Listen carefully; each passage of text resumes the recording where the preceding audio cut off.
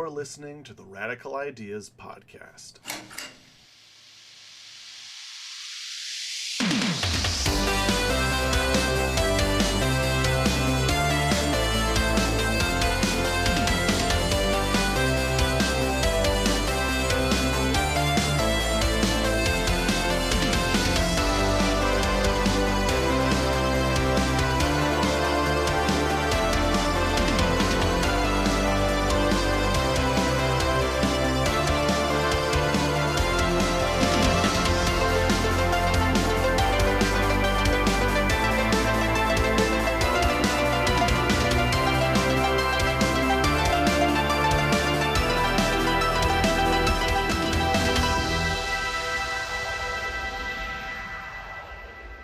And now, a reading from the works of Little Romeo and Master P.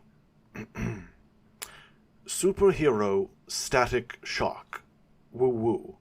Superhero Static Shock. Woo woo.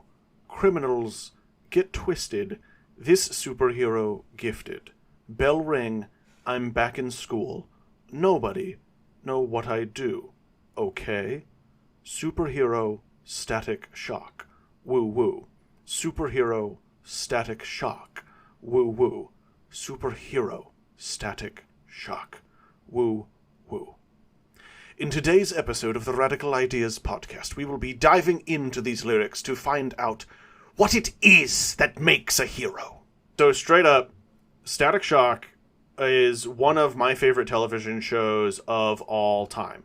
When I was growing up, all I had was Superman, Batman, Batman Beyond, and Static Shock, the animated series, as my reference points for superheroes. So to me, Static was on the same level as Superman and Batman. I was like, oh, those are the three most important superheroes that exist. And you are going to have to fight me to the death to change my mind on that. I love Static. I wanted to be Static when I grew up. When I was a little kid watching that, I was like, oh my gosh, I want to be that dude when I grow up. Now I'm 31 and I still watch that show and I'm like, I want to be him when I grow up.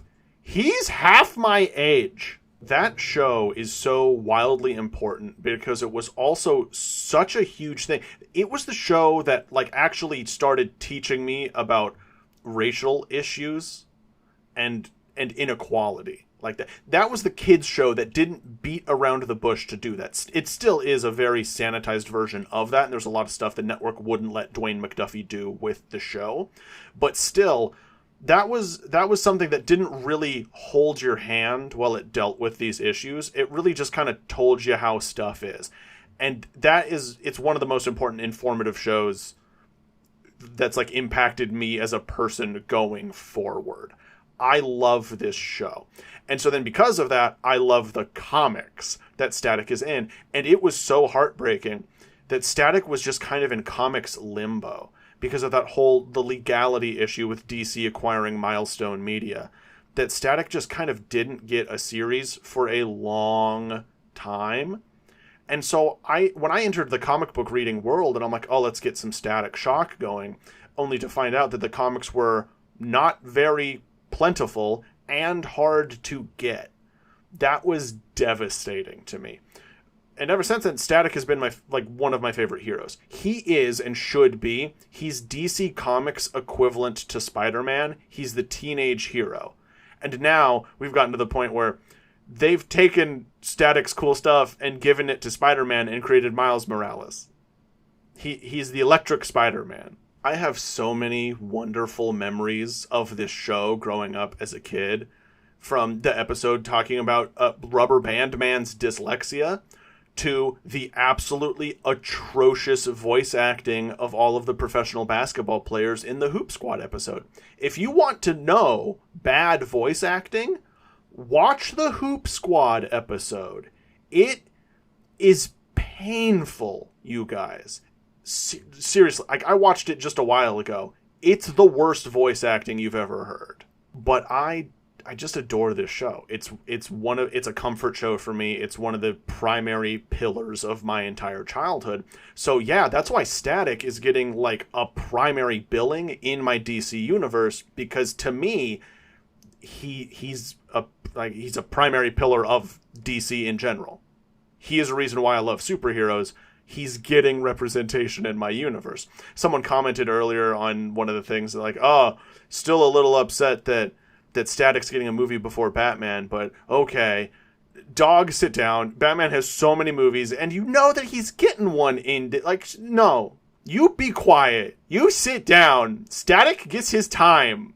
On my TikTok, I talked about how I wouldn't want to be the one writing the Static project in this universe. If my DC universe were ever to have been made into movies or anything like that, I wouldn't be the writer on the Static movies. I would want that to be handled by Black creators. Because if you didn't know and couldn't tell, I'm the whitest dude you've ever seen. I do not think that... I'm not saying that writers cannot write about different characters. I think you absolutely should. And we have many of our favorite, like, gay and Black and Asian and all these different characters for representation were created by white comic book writers. So you should absolutely create any character you want with any background that you want. But if you're going to then tell the story of that background and, you know, give it an air of reality or believability, you need to share something very in common with that. Like, you know, it's the saying of write what you know. What can you as a writer bring to this situation to make it feel more real? And when it comes to Static and his explicit backstory of growing up in a city with lots of gang violence in maybe not the best neighborhood as a Black kid, I don't have anything. I can lend credence to getting bullied at school. I can lend some credence to Richie's story of being of growing up gay, except I'm just bi, so I can, like, only a little bit, you know?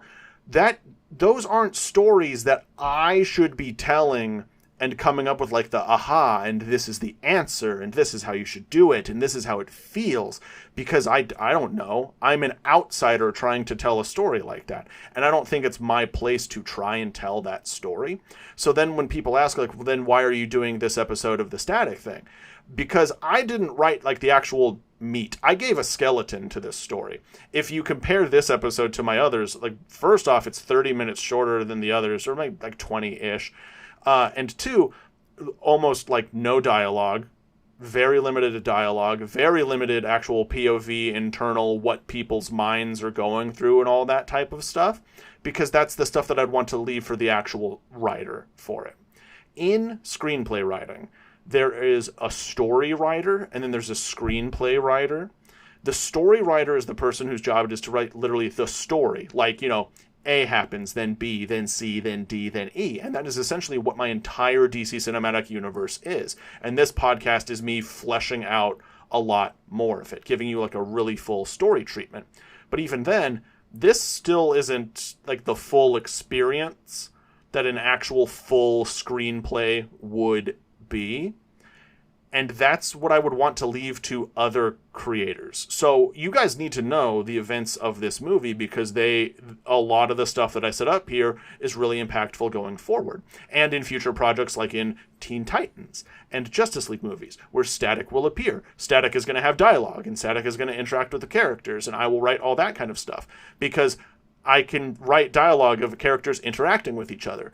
But when it comes to the specifics and the details that are going to give this character the weight and believability that he should have, I just don't feel that that is something that I can provide for the character, nor is it my place to. And if you have a problem with that, you know, valid, absolutely valid. I'm walking a razor's edge right now. I need to stress, write any character you want.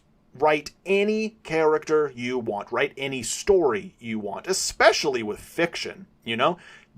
These are made-up scenarios. And, like, you know, write what you know. Well, then how are you supposed to write something like Thor fighting, you know, the embodiment of entropy? Well, yeah, that's fantastical. That's unreal. That's no one's lived that. You can just tell that type of story.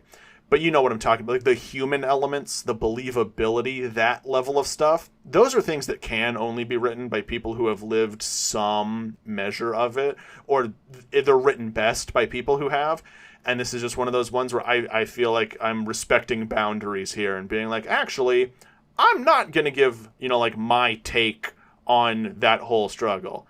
Instead, I'm just going to do my best job to adapt to the works of Dwayne McDuffie here. Because, that's what My Static is. My Static is a hybrid of the comics. He is about, I think, is it 3 or 2?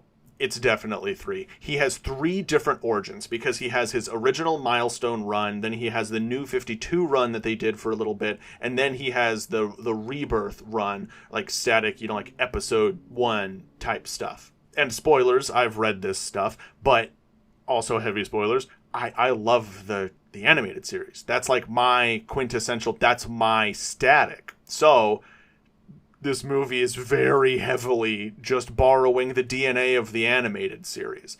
And that's because I also love Justice League Unlimited and Batman the Animated Series and Superman the Animated Series. I'm borrowing a lot of their DNA. That's what you do with adaptations. I felt very comfortable borrowing the DNA of that story for writing what I wanted to happen in my, A, B, C, D, E outline to this story. I knew I wanted to establish Static. I wanted to establish Richie. I wanted to establish the gas that can activate metagenes. I wanted to establish Dakota. I wanted to establish the fact that Black Lightning did exist, and we'll get to him later. I wanted to show Static's family, and I, of course, wanted to introduce Rubberband Man and Hotstreak and Ebon and the rest of the meta breed from the animated series, such as Kanga and Aqua Maria and Slipstream and Shiv and Harpy and Puff and Hyde and Brickhouse. And that's just off the top of my head. I think that was those were all of the intended characters that all of the other gang members were in this movie. Those were just some of my favorites. I thought that would be they basically serve as a sort of Sinister Six to Virgil's Spider-Man in this case. Which, sue me. Teenage superhero struggling with being a teenager and going to school and fighting and saving an entire city. Yes, I also borrowed some Spider-Man DNA. You got me. I'm not really that sorry. Spider-Man rules. Anywho, a lot of this movie is borrowed just directly from the animated series. So if you're asking, why did you do this? This is because the animated series did it. It's because the animated series did it, and I'm sticking with that, and it rules, and I love it to pieces. And I have so much more of the lore for this part of the world that I want to talk about, but I can't yet because that's in the sequel, and I don't want to give you guys spoilers, so I'm so sorry. But yeah, I wanted to include Rubberband Man and the little reference to Adam and Ivan's dad because he'll be making a major appearance later. And I wanted to show that that's where he got the name. It was because Adam still loves his dad. Adam's dad isn't in the picture, but not really by a little bit by choice. You'll see exactly what it is. But it's not because his dad is a deadbeat per se. So Adam still really loves his dad. Ivan very much views it as their dad abandoned them. And Ivan is very much a guy who grew up sort of in spite of his father. And I would say that is the biggest difference between the two brothers there of who they looked to for mentorship growing up, where Adam still kind of looks at his dad like, yeah, dad rules. But Ivan looked to like the remaining members of their dad's criminal gang and was like, I think these guys rule because these guys are actually here and helping out. And so that it's a lot of it is just what shaped these kids into who they are. And so Ivan seems to have a much bigger chip on his shoulder than his brother. And then Adam loves his brother. Adam wants to be there to help his brother, but he also feels that like his brother has been slowly going off of the deep end. And then after they develop their powers, he sees that. And that's why I have that thing of Ivan going crazy and just sort of destroying everything as a big, awesome shadow kaiju, showing that he doesn't actually care about the gang. He only cares about power because this is a guy who has grown up so victimized by just sort of everything in life. He's felt absolutely powerless. So he has that desperation, that hunger for more power. But he wants to use it to hurt the people that have hurt him with their power disparity.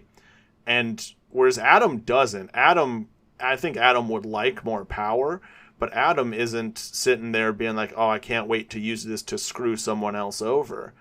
Adam is just kind of thinking like how cool it would be to have. He doesn't really have malicious intent attached to his desire for power, whereas Ivan very explicitly does. Ivan wanted power, and like I had throughout the movie, people asking him what the end goal is here. Like, truly, what is his plan? Like, you get so big, you fight Superman and the Flash, and like, then what? You think you can take on Superman or the Flash? Like, dude, where is this heading? Are you trying right now, genuinely? Are you an 18 or like 19-year-old kid? Are you planning world domination? Do you know how to manage people? Like, what is actually your plan here?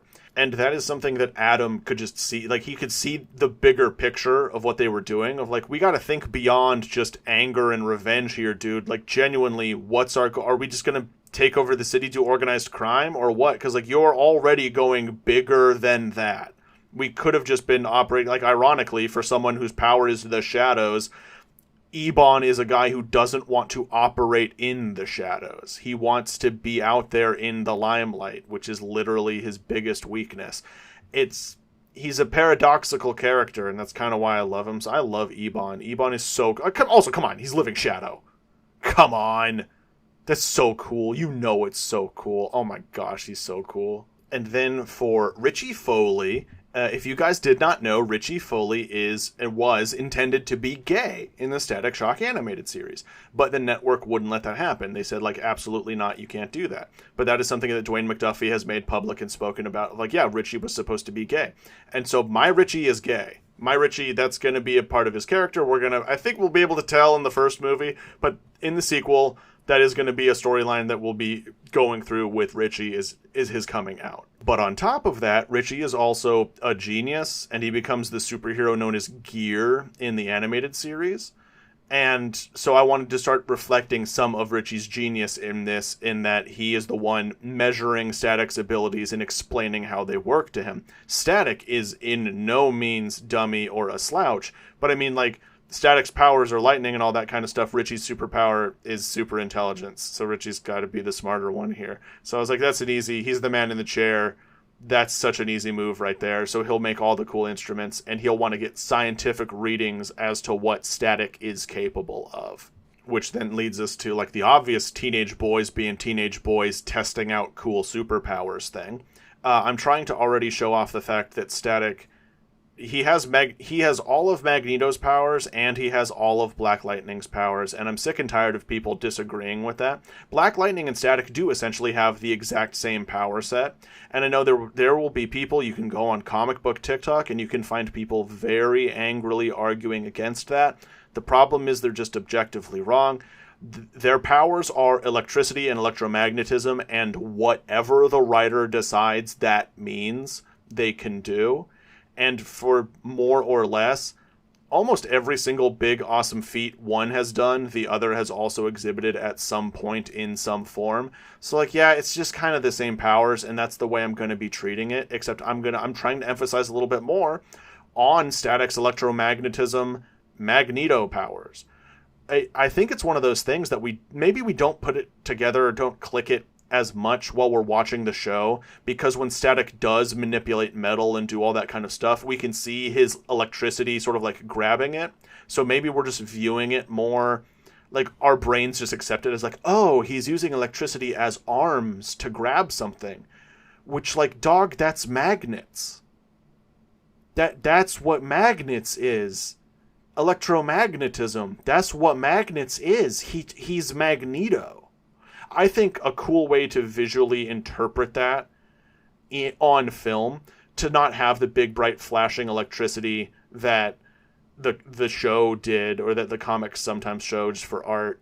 I think a cool thing would be if we saw sort of like a fuzz, like a distortion around anything he's using that ability around, to show that, like, that's the electrical field that around the object that he's manipulating to pull it towards him. I think that would be a really cool effect, and separate him enough from Magneto, like, clearly, like, oh, that's the electricity, so we're still good there. Because, come on, dude, Static is Magneto, but Magneto can shoot lightning out of his hands, which I know technically Magneto has also done in the comics. He has used his magnetism to manipulate electricity and all that kind of stuff, because electromagnetism, depending on what writer gets it, they can do whatever they kind of want with it, because a lot is possible through the powers of electromagnetism. But come on, be quiet, shut up for a minute, and let me have my teenager who has all of Magneto's abilities, who can also shoot giant lightning bolts, have glowing eyes. Okay? Okay, cool. Now we're all on the same page. Static rules. I love Static. He's the coolest. So, like, yeah, these are teenage boys. Realize that one of them has like one of the coolest sets of superpowers you could possibly ask for. So I'm going to have Static use them. Absolutely. Then Black Lightning. I got to bring him into here. We will meet Black Lightning in the future. We will get his entire backstory. I'm not going to spoil it here. I'm just going to let you know that the bits that we get in this movie. Black Lightning is stated to be a hero who was active for a couple years during Static's early childhood. In my universe, timeline-wise, Black Lightning appeared a few years after Superman and Batman did. He was active only in Dakota. His powers, he does not have the power privilege of being like a multi-city, countrywide superhero. Only Superman really had that because of super speed. So Black Lightning was a local Dakota hero. And then he vanished. For reasons we will find out later. But he was only active for about 3 or 4 years and then gone. No one knows why. No one knows what happened to him. He was just gone. And so he's remembered still, but he's not really brought up in a lot of other circumstances because he was just sort of a flash in the pan, whereas Superman has been doing this consistently since he was 18 and now he's in his 30s, you know? But I still wanted to show the impact that he has. He does have a big impact on this world, and I wanted to show that through the lens of Static. Now, I don't feel that bad relating Static and Black Lightning in this way, because, again, they have the exact same powers, their naming scheme is exactly the same, and their color scheme to their costumes.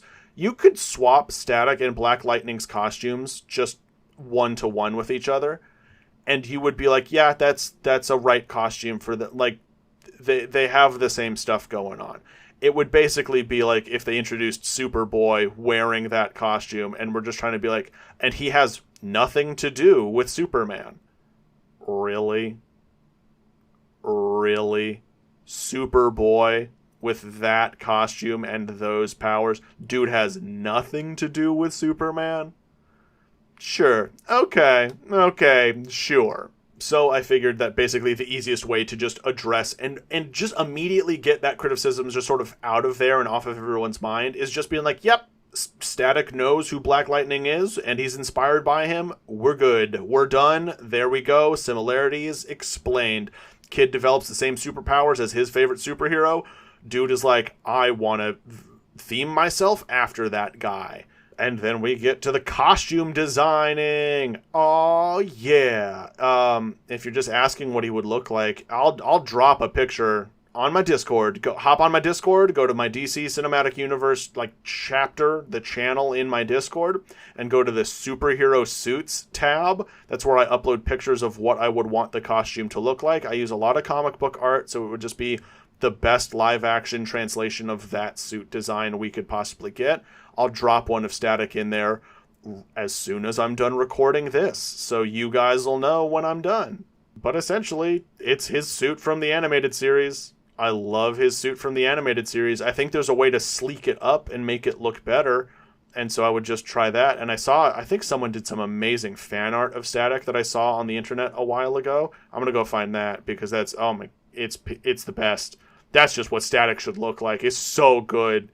It might not even be fan art. That might have just been a design on a page that I missed or something. It's just so good, you guys. Come on. And then when it comes to his logo, I thought it would be a good little touch to have him looking at the Flash and Superman, like the two active superheroes of the time. And I mean, his powers, he's thinking of a name that starts with an S, and he has lightning-based powers, and Superman has a giant S on his chest, and the Flash has a giant lightning bolt on his chest. So I think Static would be looking at those two, being like, what should I do? And so that's why I think he settles on, like, the electrical stylized S as just, like, a little bit of an homage to the two guys that are out there already, but also because he's trying to be distinct from the two, you know? And then I think the final thing I want to say before I move on to the audience Q&A section of this commentary episode is I wanted to take a break and talk about how great a father Robert Hawkins is. If you watch the animated series, Robert Hawkins is easily in the top 5 of comic book parents ever. Robert is an astounding, supportive, caring, strong, amazing, intelligent man. And he has done his best to raise his kids after the untimely death of his wife. Robert Hawkins rules, and I am trying to carry through the amazingness that is Robert Hawkins in this. And we're going to get more of him in this sequel, because there is this speech that Robert does to Richie's total bigot jerk of a dad that I am just taking one for one, because it is so amazing and so loving and so accepting and so hopeful.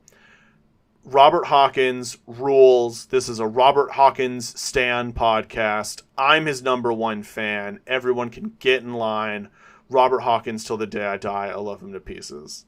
And now we can move on to the audience Q&A, beginning with a question from the Black Knight. He asks, did you leave out Virgil telling his dad his secret identity and the Black Lightning teaser so that you could put it in the second Static movie? Also, are you going to add Richie coming out as well as recreate Robert's speech to Richie's dad? Yes, I felt both of those scenes. There was a little Black Lightning stinger at the end of my original idea, and Virgil coming out of his, he's like, hey dad, I'm Static. Those were, I took those out and moved them into the second movie because I feel like they play better in the second movie. I just feel like it's better to start off with Robert figuring out Virgil's secret identity and then all of the story leading into it. And I think also Richie coming out, and that is going to parallel really well with Adam's story and Static's story in the second movie, where it's much more about accepting who you are and trying to be the best version of yourself. Weiss Belladonna comes in with a 3-part question. First, what made you decide to have Static be in the first phase? He isn't exactly a heavy hitter like the rest of your Phase 1 projects, because to me, he is. Because that's me trying to just force Static down the audience's throats. Like, you'll eat it and you'll like it. This is your favorite now. Because if I'm in charge, if I'm running the show, I'm absolutely giving my favorite superheroes central prime time over other people. And like, yeah, that's also why a bunch of heroes don't appear in stuff or don't get that much stuff, because I'm putting my faves up front. And yeah, I'm kind of basic that a lot of my faves is the biggest ones. Duh. They have the most stuff. Of course, I'm the biggest fan. But yes, Static gets center billing because Static is, I love him. Because I love him. He is my child now. I am so old that Static has become my child, even though he's older than me. Weiss then asks, are there any plans for Adam in future Static projects? Yes, Adam, aka Rubberband Man, appears in the second Static movie and has a very decently large role in it. And Weiss's third part of the question is, why did Amanda Waller decide to leave Static alone for the time being? Is this a subtle callback to Virgil's dad's speech? No, in this case, Amanda Waller, in my universe, I'm making her she's nicer than her comics counterpart. My Amanda Waller is a pure utilitarian. Very much think Cecil Stedman from Invincible, or comics Nick Fury. Her goal is the protection of the American people regardless of the cost. And I think watching Static fight against Ebon was when Amanda decided, all right, that is a better asset to be left alone to help out there for now. than to bring him in and bring him to heel. I think I'm going to let that guy run loose for a little bit. Also, because he is very obviously a kid. I think I have a lot of time before he becomes any ounce of like an actual threat to me. Amanda has bigger fish to fry, and they're clad in red and blue and have a giant S on their chest. Nanad and a bunch of ones asks, are the Metabreed members real comic characters, or are they some you made up? Every single one of them is a character from Static Shock, the animated series, and several of them have appeared in the comics, but I think most of them are animated series originals. And then do I have any plan for any music in the movie? I'm not a music guy. I would want there to be music in the movie because I recognize that music is a huge part of what makes movies and scenes great and audiences adore it. So I would love for there to be music in the movie, like getting a famous rapper who would be down to do an awesome remix of the Static Shock theme for the end credits. That would be the coolest thing ever. But I have no actual specifics or anyone in mind because I just don't really listen to music. Davris asks a two-part question. First one, timeline-wise, do you plan on having Black Lightning's disappearance coincide with the JSA disbanding, or was it slightly before that? It was much after that. The JSA disbanded in 1994 because that's my birth year and I'm starting this universe in my birth year because deal with it. It's my universe. Deal with it. So they disbanded in 1994, the day before Superman's pod landed on Earth. Black Lightning is like the same age as Superman, but he started a couple years after and then was only active for a few years. So like I said, he in the thing, he had retired, just vanished like 10 years ago, whereas by that same time in the story, the JSA disbanded 30 years ago. And then part two of the question is, some of Mr. Hawkins' dialogue sounded like he was already aware that Virgil is static. Is that the case? No. He doesn't know yet, but he does suspect, for reasons we will come to see in the sequel. He's thinking. He's looking at it, and he's like, I'm not dumb, but also when and how? Riptide Pen asks, where is Dakota City located? Is it a whole new city or a replacement of an existing one? We're gonna have to go with replacement of existing one purely because Dakota is located in Michigan, and there's not a lot of great empty land in Michigan where I can just plonk an entire city. So we're gonna have to choose a city and swap it out. And I don't want to do that off the top of my head right now. But so we're going to choose a big city in Michigan, and it doesn't exist anymore. I'm tempted to make it Detroit, but I don't want to land there just yet. Jello asks, will we get any references in the movie to the metagene having a specific genetic component? For example, Adam and Ivan having similar morphic abilities. We will not. That's in the sequels. We get heavy into that stuff in the sequels. The metagene is something that is only going to be more and more explored. But unfortunately, that is something that I have to say, patience, we'll get there. But I can also say, objectively, yes, the metagene very much totally does have a genetic component. I know that technically in the comics it doesn't, technically, except for the fact how like every single metahuman in DC Comics ends up having a kid with some variation of their powers. So like, come on.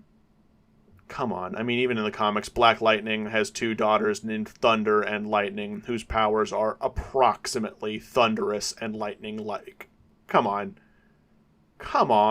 And then Jillo asks if we will ever see Richie become Gear in any future projects. And I think we will, but we're going to have to wait a while. That's just something... Richie becoming the teenage technical superhero, it's just not something that any of the movies are going to focus... Like, he's going to be going through it in the next Static movie, so I don't think adding on top of that also he wants to become a teenage tech superhero fits very well. I think that is something more Richie would be cool waiting on to do until he was like a grown-up. Monarch of Great Power comes in with a lot of questions that I've already answered throughout this thing. Several that are spoilers for the next movie, so you'll have to wait there. But a couple that I can answer here. Do Ivan and Adam's suits look regular, or is it just their clothes? Adam would figure out that his powers, he can just make his own, he can morph his body into clothes. And then Ebon is essentially just buck naked, except the dude's made entirely out of shadow. So his suit is the fact that he is made entirely out of shadow. Mr. C comes in asking several questions, some of which I've already answered. So I'll just be getting to, would I be planning on having any cameos of voice actors from the cartoons in your universe? Like, could we hope to see Phil LaMarr play Robert Hawkins as an homage to the fact that he played Static in the cartoons? I would not want Phil LaMarr to play Robert in this because my dream fan cast for Robert would be Winston Duke with a mustache, because Robert Hawkins is a huge guy. We overlooked that a lot in the that dude towered over everyone and had the broadest shoulders. Robert Hawkins is a large man, and so I'm like, Winston Duke, put that man in a sweater vest and give him some glasses and a mustache, and you're done. I do think it would be fun to have voice actor cameos in this universe, especially, I think, in voice acting roles. So maybe Phil LaMarr could play, like, the newscaster or a voice on the radio or something like that. That would be very, very fun. But maybe it's just my age starting to hit. I'm kind of getting exhausted by cameos. Like, Hollywood has just been doing cameo after cameo after cameo, and I'm just getting tired of the idea of cameos. So I'm not entirely sure.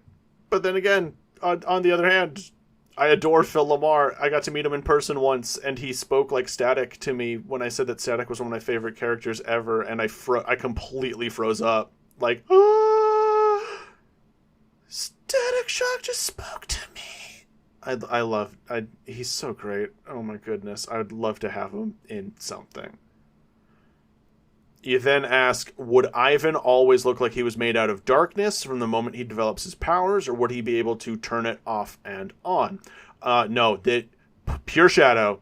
Pure shadow, like starlight as eyes. This is, where he is a void. I think that would just be so cool to watch on camera. We just cut the person out, and it is just a void standing in the place. I think that would be so cool to see. That's one of those things that VFX artists and I would have to work so hard on to see if we could nail the right look. But just the idea of a three-dimensional character that is just a pure pitch black void would be great. And I think a way to really get that would be taking whatever, that blackest black paint is, and essentially just painting over a bodysuit with it, and just having the actor in that the whole time on set. I think that would be awesome. AJ Sampson comes in asking, now that something has been proven to be able to activate metagenes, will there be a big outbreak of people trying to purposefully do so? And what consequences lay with that? Oh, yes, there will be, but we're going to see it. The next movie deals with that. All of my Phase 2 deals with that. And that culminates in the Teen Titans movie. It's a big deal that metagenes can now just be activated without having to be exposed to the random thing that can activate them. Like, as it works in my universe, the reason Black Lightning got his superpowers is because he was hit by lightning at a level that should have killed him. Luckily, his metagene happened to be lightning related, so his metagene activated to save his life. But if he were drowning, his metagene wouldn't have activated because his powers have nothing to do with that. And now that there is just a gas that just turns the metagene on, it's huge. It's going to cause a lot of fear. And then secondly, how will other heroes currently active react and think about Static, particularly to the fact that he is still just a kid? I don't think that information would be able to be kept quiet even by supportive civilians.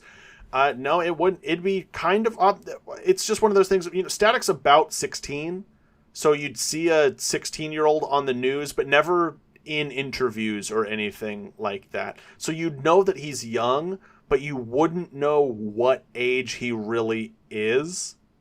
So I think Superman and Flash are just watching, and I think both of them are just like, we'll step in it should anything happen. But I'd almost included Superman in this film just right at the end, because I already wrote out like why he wasn't there and able to help with all of this stuff. I wanted to include a little thing at the end where Static was going to walk outside and find a package addressed to him from Superman, and it was going to be an unbreakable super suit inside, with Superman being like keep up the good work.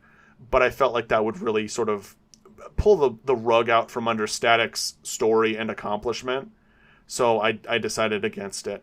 But Flash and Superman, they are watching, they are aware, and something will come of it in the future. King comes in asking, once again, more spoiler questions. Save them for the sequel, but a lot of other good ones. I've seen a bunch of your TikToks and the whole DCCU movies playlist, and besides his own movies, I don't really recall Static playing much of a role. Is that going to change, or did I miss some things? I really like how you added the Waller and Argus shift towards the end to make it feel like it's more important to the universe. Oh no, these Static movies do a lot of groundwork that the rest of the universe needs to run on.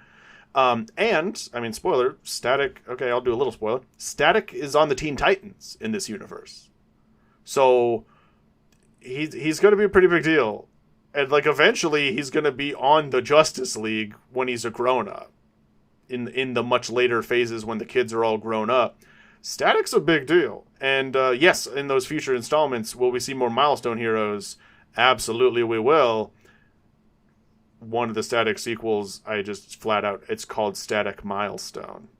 And that's also why I put the Milestone University little plug of that's where Robert Hawkins works. I just figured Milestone, come on, that's a good university name. I think it's a good university name, and if you disagree, why?